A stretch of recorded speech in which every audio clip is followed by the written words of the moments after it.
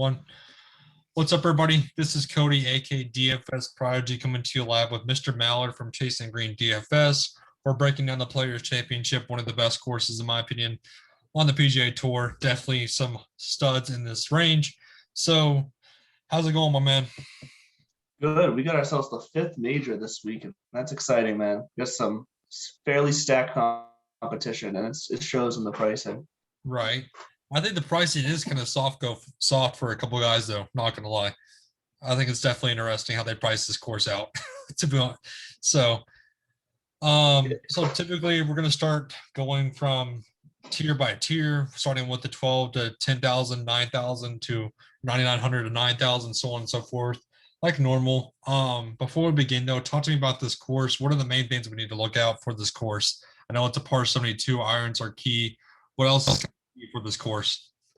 Yeah, ball striking is definitely the number one thing here. But if you're gonna miss the greens here, you've really gotta be good at strokes gained around the green. So I have that as one of my key stats as well, because the greens are set in a way to where if you do miss the green, it's not impossible to save par to maybe even hold out a birdie. So if you miss, you can save yourself, but you got to be good with those chip shots with the wedges. So definitely looking at ball striking and stuff around the green more so than distance and off the tee this week. Right. So starting with the 10K range, who do you like up top in your opinion? Yeah, this was a range that when we both talked about it the other day when we first saw the pricing, we were both fully on board to fade this range because the 9K range just looked so juicy. But right. Going through the research and seeing the way the ownership's falling, I mean, everyone else had the same exact thought, and it seems like the 9K range is going to be quite chalky. So you had mentioned before the call here that it might be contrarian to play some of these top guys, and I really like that idea. So if I were to do that play, I'm probably going to go to DJ, Rahm, and McIlroy. I'm going to fade Xander out of all of them, but I'm probably for myself going to get to more DJ and Rahm. Yeah, exactly. It's like I was saying, this 9K range, you can tell. I mean, these are all superstars in the game of PGA. I mean, and there's no doubt with Bryson. I mean, we saw him last week. Justin Thomas, one of the best in the world. Simpson, Morikawa, Hovland. All these guys are definitely 10 times good players in this range. But you have one of the best players in the world, definitely number one in my books, and Justin Johnson. You have Jon Rahm, who is consistent as can be. Rory, we know his history and basically his star-studded event in the PGA field. So all these guys up here are definitely great guys that you can play. The price, like I said, is kind of soft, I think, on a couple of these guys like Rahm at 10.9. I mean, that I like his price point. Roy at 10.6, definitely a great price. And like you said, Xander is going to be the kind of the odd man out, in my opinion. But if you want to start your lineups with Roy and Jon Rahm, you still have about 7,100 left over. And there's enough value plays that you can definitely be contrarian and fit on your lineup well and be still in the hunt to take down that millionaire. So yeah, and the fact that you can get these guys all under 12% ownership, at least projected right now, that's you're never going to get a McIlroy, a Rahm, or a DJ at that ownership. Exactly, the ownership is going to be there. It's going to be GPP contrarian. So I know I'm either going to fade all four of these guys or play two, in my opinion. That's where I'm going with this. Is I'm not just going to play one. I'd rather play double up with the Jon Rahm, with the Dustin Johnson, go down to the 7K range and fill it in, or fade the sub top range and go fill in my balance build with 9K guys is my route to this tournament. But if I had to rank it, it would be Jon Rahm for me, number one, 2A, Dustin Johnson, the 2B, Roy, and then Xander would be the fade for me. So you can't go wrong with any of the guys, obviously. If you want to play Xander, I wouldn't blame you. I mean, if you do it, you do it. But like I said, I'd much rather go Jon Rahm, my number one guy. But yep, I would agree. Like I said, this 10K range, if you want to go there, definitely go there, double up with them. If you don't want to go there and go to the 9K range, that's certainly an option that you can go for.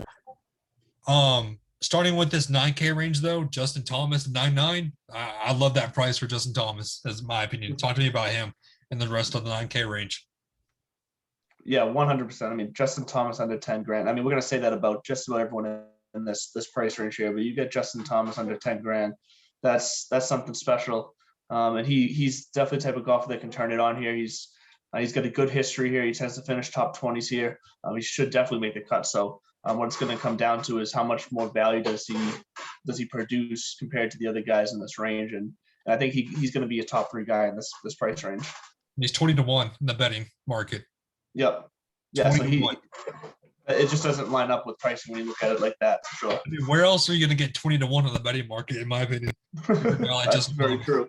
I mean, Bryson DeChambeau, I know we kind of had different opinions on him, but my deal is with him, he won last week, so that ownership should kick up because they did this pricing before the players finished, or before, what was it? I already forgot.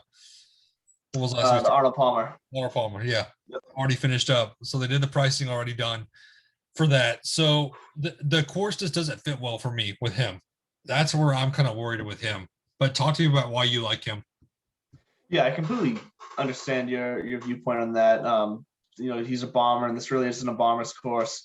He's not gonna just line up and hit it 370 yards like he did last week, which was just unbelievable. I mean, that has to at least be talked about. That was ridiculous. But what gets me on him is he could still, his golf game and all the other aspects of the game are still there. He ranks number 1 in the field in strokes gained, ball striking, over the last 24 rounds. So it's not like he's just a driver. He can get out there and play in all facets, and he's coming in at projected only around 9% ownership right now. I mean, that I agree, that's probably going to go up a bit more, but still, even if he gets under 12% at 9,700 compared to the other guys in this range, which are mostly coming in closer to 15, 16%, that's too much of a value for someone who can just show up and blast the course. Exactly. I like Webson. The history here definitely speaks well for me with him. Mm-hmm. He can definitely win it here, in my opinion. This is a great bounce back spot for him. At 9,500, not a bad price. If you want to go JT and him, I wouldn't mind starting your lineups with that, with Thomas, like I said, and Simpson as your 1-2 punch. Morikawa, 9-4. I know we were kind of different on him also. I think the price is well for him. I think he can easily bounce back here. The irons are clicking all for him. If you want to take a shot on Morikawa, I wouldn't blame you, but I know we both like Victor Hovland at 9-3. Talk to me about these few guys. Yeah, so Morikawa and Hovland are very similar to me in the fact that they're both just coming in extremely hot, just playing great golf right now. And can't deny that the fact that I'm going to fade one of these guys isn't, a reflection on what their current game is. But I am going to fade Morikawa in this situation for myself, mainly because he's going to probably be slightly more owned than Victor Hovland, around 4 or 5% more owned. Hovland's $100 less. It's not that much, but it's still $100 less. And Morikawa doesn't have any history here, neither does Hovland. But yep. Morikawa has been god awful at Pete Dye courses, which this is a Pete Dye course. They're very specific type of courses, and he has struggled at them in the past. Hovland has had some success. He tends to rank out in the top 30 in most of the key stats. So I would rather take that chance at Hovland in this range. And personally, for me, the way this range has worked out, I feel like I'm going to have to fade at least 1 or 2 guys in this range just to be different. You're going to have to. Because the ownership's just too high on all of them collectively. Patrick Cantley at 9-2. I don't mind him at all. I love him here at that price tag. Yep, I really like Patrick Cantley. He's going to be high owned, but I might put him in my core this week. I think he's set up really nice this week. Even Fiano, I mean, he's the second king, basically. I mean, he's going to get you second or third, one of the two. I mean, you can go to him at 9-1. The odd man is Patrick Reed at 9,000. Yeah. Or Xander. Just both guys are just inconsistent. It's hard to get to everybody in this range. So, like you said, you're going to have to fade a couple of them. It's going to be him for me, Patrick Reed at 9,000. Yep, I would agree. I'm not touching Patrick Reed at all. When I said I was going to fade a couple guys in this range, it's Morikawa and Reed for me. So I'm on board with that as well. So this AK range now, this is where I'm kind of not too high on a couple guys. This is the range where I'm just meh on, just 50-50. If you want a couple of them, you can definitely get to them. If you don't get to them, you don't. Scheffler, Berger, and Hideki. Hideki is definitely not on my radar. I can't trust him. I'm just waiting for that price to continue to fall, basically, for me. Look good, yes. I'll give him that. The history here is not bad for him, but the recent form of how he's playing it's just not the game for me. He's not clicking at all. Something's up. I continue to say that every single week, and it seems to be true that something's up with him. Scotty Scheffler 8-9. That's the one I kind of wanted your opinion on because I'm kind of 50-50 on him also. And then Daniel Berger, I do like him here at 8-8 though. That's kind of a hard price tag for me to get to him. So talk to me about these top three guys in the 8K range. Yeah, I agree with you on Hideki. I like other guys for better value for both his price and ownership in this range. So I'm going to be off of Hideki as well. Scheffler and Berger though, I'd probably lean Scheffler in this case because he's got the better form. He doesn't have any history at this course. Berger does, but Berger's history isn't necessarily stellar. I mean, he had the 9th place finish back in 2016, but other than that, he hasn't cracked the top 50 since. So I think both will probably make the cut. But to pay off the $89 and $8,800 price tag, I'd rather take that shot with Scotty Scheffler, who's just in better form at this moment, and maybe a slightly less ownership as well.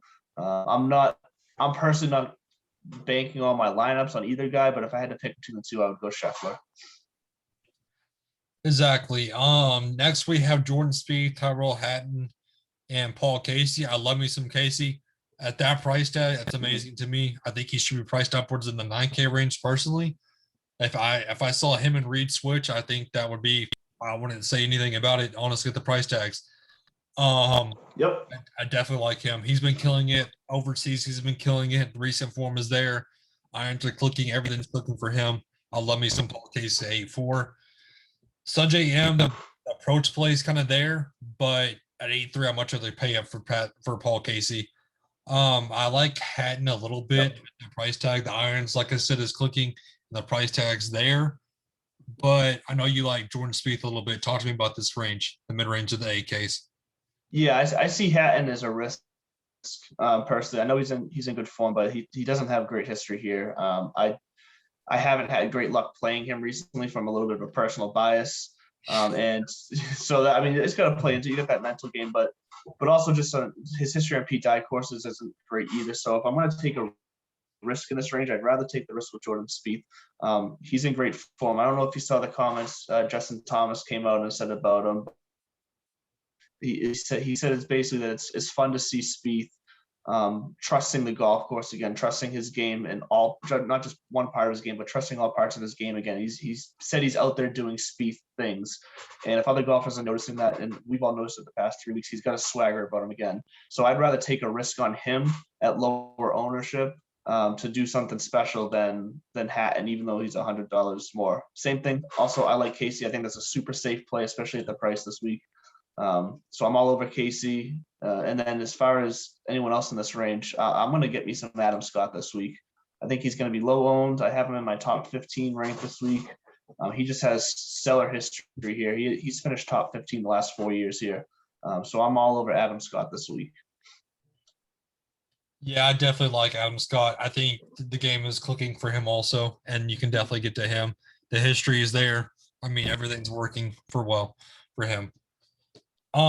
Dropping down to the lower 7 or the high 7K range now with Smith, Fleetwood, Louis, Justin Rose. I like the 7K range a ton. I think this is where the value is definitely going to be. I think this is a star-studded 7K range personally. If you want to fade the 8K range, I wouldn't blame you to drop down to this 7K range. That's a contrarian option for me also. Like I said, if you want to go with 2 10K guys, you're going to have to fill in your lineup with some of these 7K range players. I would agree. So talk to me about Tommy Fleetwood and Cameron Smith up top. Do you like both of them? Are you fading them? What's your view on them? I'm personally fading them. I know you like Fleetwood more this week than I do. He's got great history here. He's, top 10 the last 2 years. You can't argue with that. But all I can say to that is that he's also been playing a lot better golf the past 2 years than he is this year, coming into this tournament. And once again, I'm going to go back to the PGA courses. It's nothing spectacular for him. And his recent form, like I said, it just hasn't been there for me. So the fact that he's looking to come in around 13% ownership in this range, that just doesn't seem like it seems like a trap to me, honestly. So I'm personally not going to play him or Smith. So the deal for me with Fleetwood is he's been sneaky good lately. And I think in cash, he's going to be high owned that you want him at that 7-9 price tag. Because if he goes off, he's going to go off. You know he will. But if he doesn't, he's going to hit you pretty hard. So that's why in GPPs, I'm not really high on him. But in cash, if you want to go with the so-called 9K range and then fit in Fleetwood, that's definitely an option for me. That's where I'm kind of looking at. You don't like Cam Smith at all? I don't know. He ranks out pretty low for me this week. I know he's had a couple good showings at the WGC and the Genesis, but he hasn't had anything better than a 50th finish here. He missed the cut twice out of 3 appearances, so I'm not really on Smith. I'd much rather drop down to a Jacqueline Neiman here for a couple $100 less. I think he rates out really well, and I mean that goes for Fleetwood too. That's why if I'm going to take the risk, I'd rather take the risk with someone like Neiman than Fleetwood for the same ownership. I mean, Smith grew out his hair. Have you not seen his mullet? I actually haven't seen his mullet. I haven't seen a picture. It's freaking awesome. He grew it out, and all of a sudden he began playing well. So, I mean, if you trust it, you can trust it. If you trust his mullet, I definitely would not be surprised if he does well here.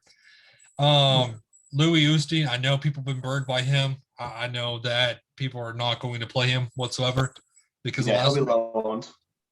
So, because of the withdrawal. So, if he withdraws again, it happens. That's what he does. It seems like you really can't predict that from happening. I do like Neiman, though, at 7-7. That's definitely a guy I'm looking at.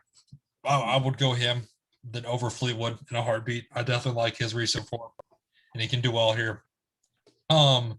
Max Homa, I'm taking another shot on him. He's good this season. I mean, he's been really good ever since he's turned it on.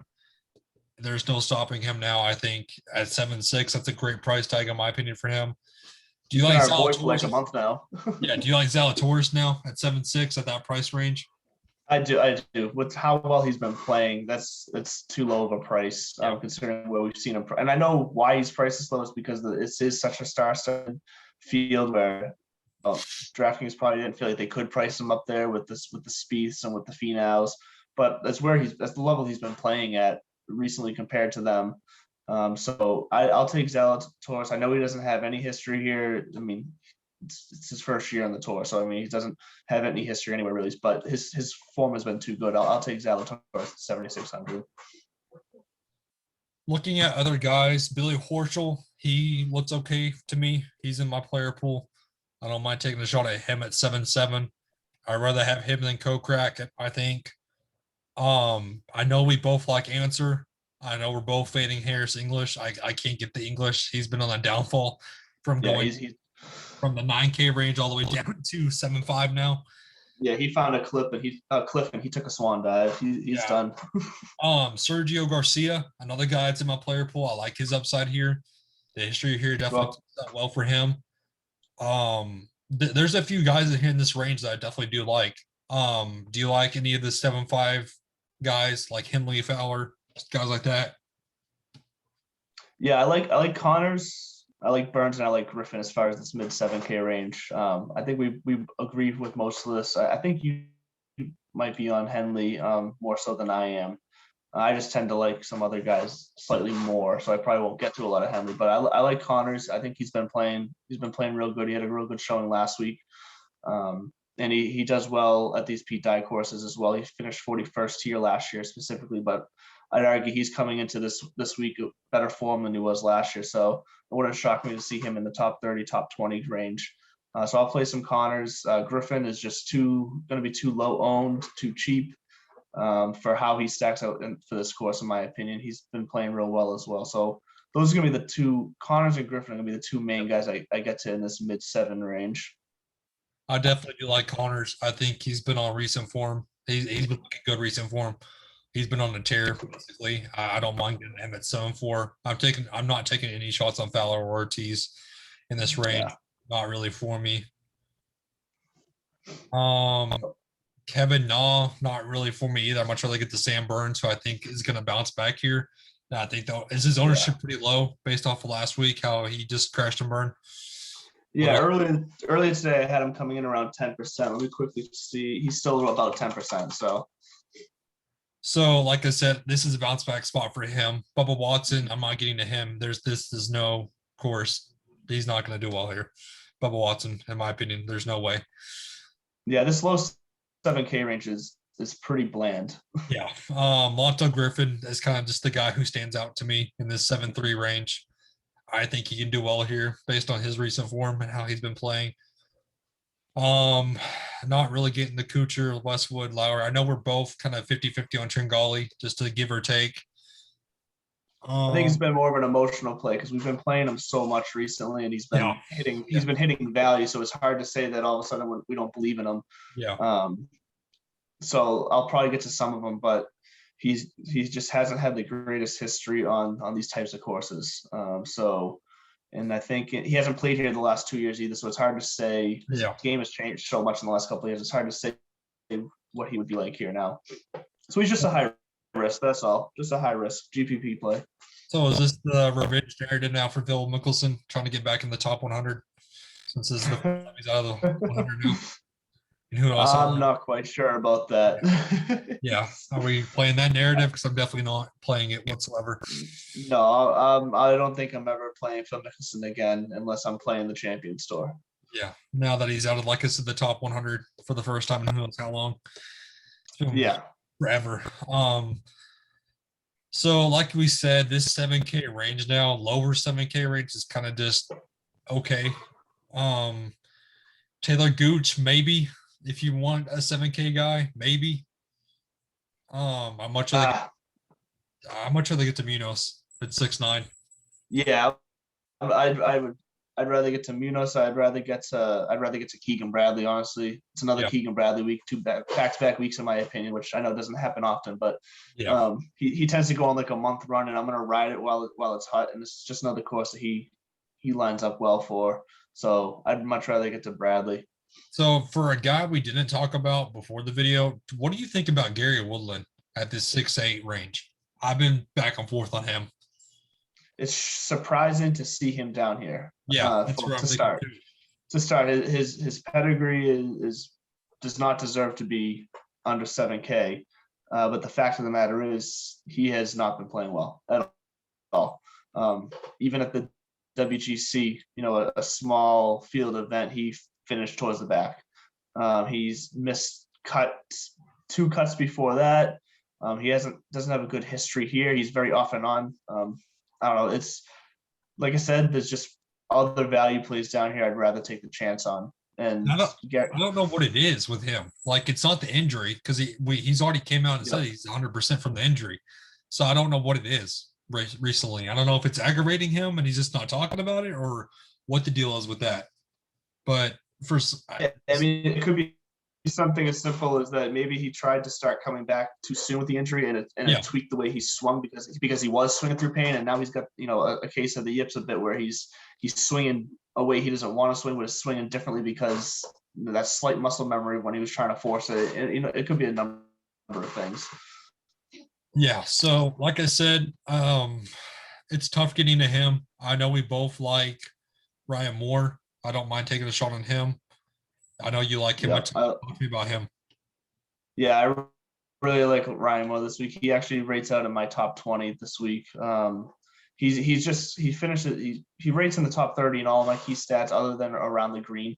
He ranks towards the back in strokes gained around the green, but as long as he lives up to the bill for these other stats where the ball striking, greens and regulation approach, he's not gonna have to worry about around the green. So that stat's not even gonna matter. So he has a good history here. He's in pretty good form, and more importantly, he crushes Pete Dye courses. His stats are just off the charts with Pete Dye courses. He's top 10 in 3 of my key stats, and then 19th in another one. So I'll take Ryan Moore at that price at under 4% ownership. That's just too easy especially if I'm gonna go with a DJ Rahm or Rahm McIlroy lineup. That seems like an easy cut maker right there for me. For sure. Another surprising guy down here is Stenson at 6'7". I mean, what in the world happened to him, basically? I wish I could tell you. It started a couple of years ago, and it's just never really picked up again. So it's just surprising.